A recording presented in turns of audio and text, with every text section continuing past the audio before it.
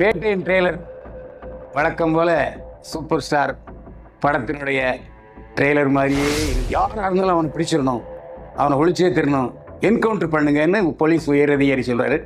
அப்போ நம்ம super star சொல்கிறார், இல்லை சார், நான் அவனை உயிரோடு பிடிக்கிறேன், அது எனக்கு தெரியும் அப்படின்னு சொல்கிறார். அந்த இடத்துல வசனங்கள் மிக அருமையான வசனங்கள். அதாவது அருமையான வசனங்கள்னா புரியாத வசனங்கள் அல்ல, எளிமையான வசனங்கள். அதில் ரஜினிகாந்த் பேசும்போது கைத்தட்டல் அல்லோ அல்லுன்னு அள்ள போகுது. ஒரு 10 நாள் 20 நாள் கழித்து வந்தாலும் ரஜினிகாந்த் படம் வெளியாகிற வேட்டையின் ரிலீஸ் தேதி தான் ரஜினிகாந்த் ரசிகர்களுக்கு தீபாவளி. என்னை வாழ வைத்துக் கொண்டிருக்கும் யூடியூப் சேனல் நேயர்களுக்கு நன்றியும் வணக்கமும். வேட்டையன் படத்தின் முன்னோட்ட விமர்சனம். எப்போவுமே ரஜினி படத்துக்கு, விஜய் படத்துக்கு, அஜித் படத்துக்கு, கமல் படத்துக்கு நம்ம முன்னோட்டத்துக்கு விமர்சனம் கொடுப்பது வழக்கம். முன்னோட்டம் என்பது என்ன? இப்போ பேப்பர்லாம் வருது இல்லையா, வீக்லிஸு, டெய்லிஸு, இதெல்லாம் பொட்டி கடையில் விற்பாங்க. பொட்டி கடையில் போஸ்டர் தொங்கும். அந்த போஸ்டரை பார்த்து அந்த போஸ்டரில் இன்ஸ்பயர் ஆகி தான் அந்த புக்கையோ நாளிதழையோ வாங்குவாங்க. அந்த மாதிரி பத்திரிகைகளுக்கு எப்படி சுவரொட்டியோ போஸ்டரோ அதுபோலத்தான் படங்களுக்கு ட்ரெய்லர். வேட்டையின் ட்ரெய்லர் வழக்கம் போல் சூப்பர் ஸ்டார் படத்தினுடைய ட்ரெய்லர் மாதிரியே இருந்துச்சு. என்ன, இந்த படம் சன் பிக்சர்ஸ் ரிலீஸ் பண்ணியிருக்காங்க. அரசியலுக்கு அப்பாற்பட்ட ஒரு படமாக இருந்தாலும் அநீதியை நீதியால் நிலைநாட்டுவோம். அருமையான வசனம். இந்த வசனம் எங்கே கேட்ட மாதிரி இருக்கு தெரியுமா? பல்லாண்டு வாழ்க புரட்சித்தில் எம்ஜிஆர் நடித்த படம். அதில் கொலை கைதிகள், கொடூரமான கொலை கைதிகள் 4 பேரை தண்டனை கொடுப்பாரு நீதிபதி. அப்போது ஒரு சப் இன்ஸ்பெக்டர் போய், இவங்களை நான் அன்பால் திருத்துறேன், நீங்கள் ஜெயிலுக்கு அனுப்ப வேண்டாம் அப்படின்னு சொல்லிட்டு அவங்கள கூட்டிகிட்டு திருத்துவார். அதே மாதிரி இன்னைக்கு என்கவுண்டர் என்பது ஒரு வாடிக்கையாகிவிட்டது. சமீபத்தில் கூட சென்னையில் 3 ரவுடிகள் என்கவுண்டர்கள் செய்யப்பட்டார்கள். சினிமாவிலே ஒரு வசனம் வரும், நீங்கள் அடிக்கடி கேள்விப்பட்டீங்க. போலீஸ் இன்ஸ்பெக்டர் சொல்லுவார், டேய், நான் இப்போ நினச்சாலும் உன்னை கொல்ல முடியும், ஏன்னா நான் சுட்டா என்கவுண்டர், நீ செஞ்சாத கொலை அப்படிம்பார். அதாவது காவல்துறையினருக்கே கொடுக்கப்பட்ட ஒரு லைசன்ஸ் தான் என்கவுண்டர். வேறு வழி இல்லை. போலீஸாரனை போட்டு சுடுறான், அடிக்கிறான், கொல்றான்னா அந்த உயர் அதிகாரி ஷூட் அட் சைட் அப்படின்றார், போட்டு தள்ளிடுவாங்க. இதுதான் என்கவுண்டர். இந்த படத்தில் எடுத்த உடனே கைது செய், கைது செய், கைது செய், கைது செய். யாரை கைது செய்யுங்கிறத சைலண்ட்டாக விட்டுருவாங்க. அது டெக்னிக். அப்போ சொல்லுவார், யாராக இருந்தாலும் அவனை பிடிச்சிடணும், அவனை ஒழிச்சே தரணும், என்கவுண்டர் பண்ணுங்கன்னு போலீஸ் உயர் அதிகாரி சொல்கிறாரு.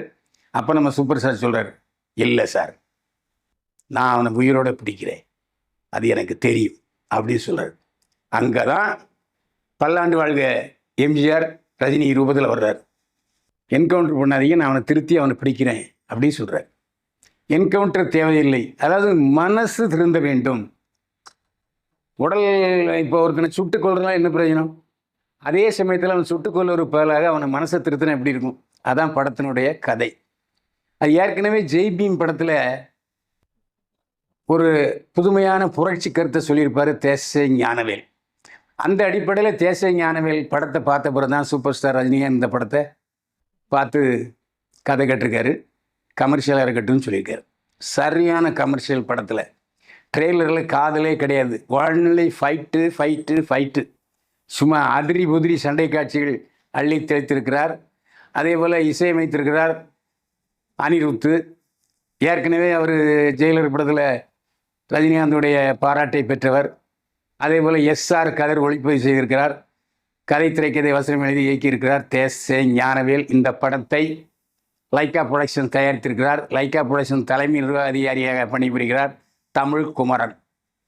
ஏற்கனவே இந்தியன் 2 படத்தில் கையை சுட்டு கொண்டார்கள் லைக்கா புரொடக்ஷன்ஸ். மிகப்பெரிய நஷ்டத்தை ஏற்படுத்தி இருந்தது அந்த படம். அந்த படத்திலிருந்து மீள்வதற்கு விடாமுயற்சி மற்றும் வேட்டையனை தயாரிச்சுக்கிட்டு இருக்காங்க. ஆனால் நிச்சயமாக வேட்டையன் இந்தியன் 2 படத்தினுடைய நஷ்டத்தை சரிக்கட்டும் என்று நம்பலாம். ஏன்னா வெளிநாட்டிலே 400 கோடி ரூபா வசூலிச்சுட்டு சென்சார் அதிகாரி பார்த்தவங்க சூப்பராக இருக்குது படம், ஃபேமிலியோடு உட்காந்து பார்க்கலாம், என்டர்டைன்மெண்ட் மூவின்னு சொல்லிட்டாங்க. படத்தில் வசனங்கள் வந்து மிக அருமையான வசனங்கள். அதாவது அருமையான வசனங்கள்னால் புரியாத வசனங்கள் அல்ல, எளிமையான வசனங்கள். அதில் ரஜினிகாந்த் பேசும்போது கைத்தட்டல் அல்லோ அல்லுன்னு அள்ள போகுது. முன்னோட்டத்தை பொறுத்த வரைக்கும் சாங் பிட்டு கூட போடலை, வேறு யாருடைய தலையும் காட்டலை. ஒரு துணையடியை தான் முதல்ல வந்து எல்லாரும் விலகி போங்கன்னு சொல்கிறாங்க.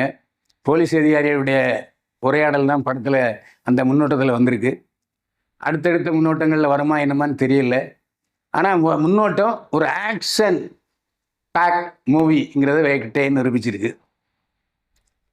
நான் ஒரே ஒரு சஸ்பென்ஸ் சொல்கிறேன்.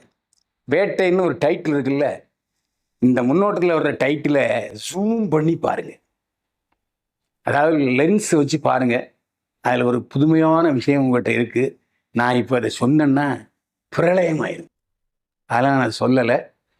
நீங்கள் உங்கள்கிட்ட லென்ஸ் இருக்கு இல்லையா, லென்ஸுனால் நம்ம சின்ன வயசில் அந்த லென்ஸை வச்சு தான் படம் போட்டு பார்ப்போம். அந்த லென்ஸை வச்சு லைட்டை எரிஞ்சிடும் தாழ்லாம். அந்த லென்ஸை வச்சு பாருங்கள், உங்களுக்கு ஒரு மிகப்பெரிய அதிர்ச்சி காத்திருக்கிறது. இந்த படத்தை பொறுத்த வரைக்கும் ரஜினிகாந்த் சொல்லக்கூடிய சாத்வீகமான அஹிம்சை நெறிமுறைகளை இந்த படத்தில் சொல்லியிருக்காரு. இந்த படத்தில் அமிதாப் பச்சன் டப்பிங் வாய்ஸ் கொடுத்துருக்காங்க. ஆரம்பத்தில் பிரகாஷ் ராஜ் அமிதாப் பச்சனுக்கு டப்பிங் வாய்ஸ் கொடுத்துருக்காரு. அதுக்கப்புறம் சரியாக ஒட்டலை. ஏன்னா அமிதாப் பச்சனுடைய குரல் அவன் கரகரன்னு இருக்கும். அதனால் அமிதாப் பச்சனையே மறுபடியும் பேச வைத்து A1 டெக்னிக்கலை பயன்படுத்தி அந்த வாய்ஸ் கொடுத்துருக்காங்க. அது பிரமாதமாக இருக்குன்னு எல்லாருமே சொல்லியிருக்காங்க. படத்தில் 2 பாடல்கள் வந்து விட்டன, அருமையான பாடல்கள். அதே மாதிரி இந்த படத்தில் மஞ்சு வாரியார், அதாவது கேரளாவின் சாவித்திரின்னு சொல்லலாம், அவங்க ரஜினிகாந்துடைய ஜோடியாக நடிச்சிருக்காங்க.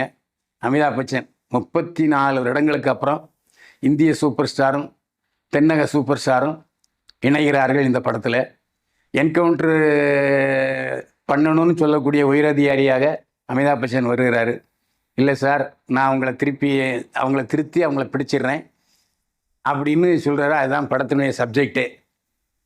இந்த படத்தை பொறுத்த வரைக்கும் பகத் பாசில் ஒரு அருமையான வேடம். அந்த வேடம் என்னன்னு முன்னோட்டத்தில் சொல்லலை. ஆனால் ராணா டகுபதி வில்லன் என்பதை ஏற்கனவே அறிவித்து விட்டார்கள். அதனால் ராணா டகுபதி இப்போ இதுக்கு முன்னால் ஜெயிலர் படத்துலேயும் மலையாளத்துலேருந்து ஒரு ஆள், கன்னடத்துலேருந்து ஒரு ஆள், தெலுங்குலேருந்து ஒரு ஆள், இந்தியிலேருந்து ஒரு ஆள் போட்டாங்க இல்லையா. அதே மாதிரி இந்த படத்துலையும் பேன் இண்டியா மூவியாக காட்டணுங்கிறதுக்காக தெலுங்கர்கள் இந்த படத்தை பார்க்கணும், கன்னடர்கள் பார்க்கணும், மலையாளிகள் பார்க்கணும், தமிழர்கள் பார்க்கணுங்கிறதுக்காக இந்த படத்தை 5 மொழிகளில் ஒரே நேரத்தில் ரிலீஸ் பண்ணுறாங்க. அக்டோபர் 10ஆம் தேதி படம் ரிலீஸ் ஆகுது. நவராத்திரி விழா நாட்களை உள்ளடக்கி இந்த படம் ரிலீஸ் ஆகுது. எப்பவும் குடும்பத்தோடு பார்க்குறதுக்கு என்னென்னா, அன்னைக்கு பையனுக்கு லீவாக இருக்கணும், பசங்களுக்கு லீவாக இருக்கணும். அப்போ தான் பசங்களையும் சினிமாவுக்கு கூப்பிட்டுருவாங்க. ரஜினிகாந்த் படத்தை பொறுத்த வரைக்கும் எப்போவுமே குழந்தைகள் அதை விரும்பி பார்க்கும். ஏன்னா அந்த பாட்டை 2 நாளில் அவங்க மனப்பாடம் பண்ணி அவன் டான்ஸ் ஆட ஆரம்பிச்சிடுவான்.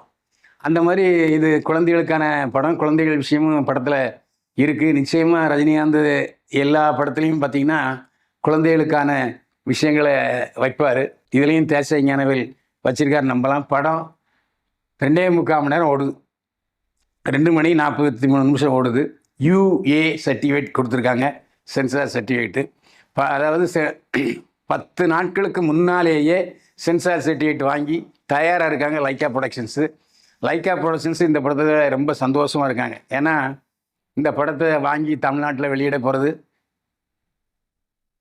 Red Giant Movies, Sun Pictures இது கைகோர்த்துருக்காங்க. ரெட் ஜெயின் மூவிஸ் ரிலீஸ்னாலே உங்களுக்கு வந்து கன்ஃபார்ம்டு சக்ஸஸ் அப்படின்னு அர்த்தம். அது கமலஹாசனே வந்து சர்டிஃபிகேட் கொடுத்துருக்காரு. அது மட்டும் இல்லை, ஏற்கனவே ஜெயிலருக்கு ஒரு வெளிநாட்டுக்கார் வாங்கி கொடுத்தாங்க சன் பிக்சர்ஸ். அதே மாதிரி இந்த படமும் நல்ல பயங்கர வசூலில் அள்ளி திளைக்கும்னு நம்பலாம். ஏன்னா ஏற்கனவே ஜெயிலர் வந்து 850 கோடி வசூல் பண்ணிருக்கு. இந்த படம் 1000 கோடியை கிராஸ் பண்ணணும்னு ரசிகர்கள் துடித்து கொண்டிருக்கிறார்கள். ரசிகர்களுக்கு ஒரு வேண்டுகோள், அவர் ரொம்ப சந்தோஷமாக இருக்கார். பிரைம் மினிஸ்டர் மோடி ரஜினிகாந்தோடைய உடல்நலத்தை பற்றி விசாரிச்சிருக்காரு. மாண்புமிகு தமிழமைச்சர் மு.க.ஸ்டாலின் அவர்களும் ஒவ்வொரு மணி நேரத்துக்கும் அப்பல்லோ மருத்துவமனையை தொடர்பு கொண்டு எப்படி இருக்கார் ரஜினி விசாரிச்சுக்கிட்டு இருக்காங்க. இன்னைக்கு மூத்த அறுவை சிகிச்சை நிபுணர் டாக்டர் சொக்கலிங்கம் போய் பார்த்து வந்திருக்காரு, கண்ணு விழிச்சு பேசியிருக்காரு. தமிழ்நாடு பூரா உங்களை பற்றி தான் பேசுகிறாங்க, உங்கள் உடல்நலத்தை பற்றி தான் பேசுகிறாங்கன்னு சொன்னதுக்கு நீங்களே உங்கள் செய்தியை மக்களுக்கு சொல்லிடுங்க, அவங்க சந்தோஷப்படுவாங்கன்னு சொல்லியிருக்காரு ரஜினிகாந்த். ஸோ ரஜினிகாந்த் பேசுவதற்கான தகுதியை பெற்றுவிட்டார். அதனால் நாளை அல்லது நாளை மறுநாள் வீட்டுக்கு வந்துடுவார்.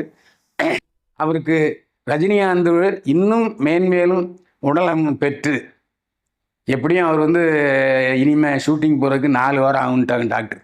ஏன்னா கண்டிப்பாக இந்த ஸ்டண்ட் வச்சதுனால 3 அல்லது 4 வாரங்கள் வீட்டில் கண்டிப்பாக ஓய்வில் இருக்க வேண்டும் என்று சொல்லிவிட்டார்கள். எனவே 4 வாரம் கழித்து அவர் ஷூட்டிங் போவார்.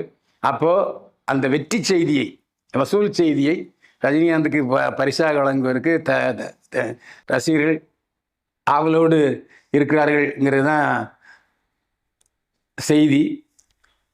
சரஸ்வதி பூஜைக்கு படம் ரிலீஸ் ஆனாலும் ரஜினிகாந்த் ரசிகர்களுக்கு ரஜினி படம் வெளியாகிற அன்னைக்கு தான் தீபாவளி, அன்னைக்கு தான் பொங்கல் என்று எல்லோருமே சொல்வார்கள்.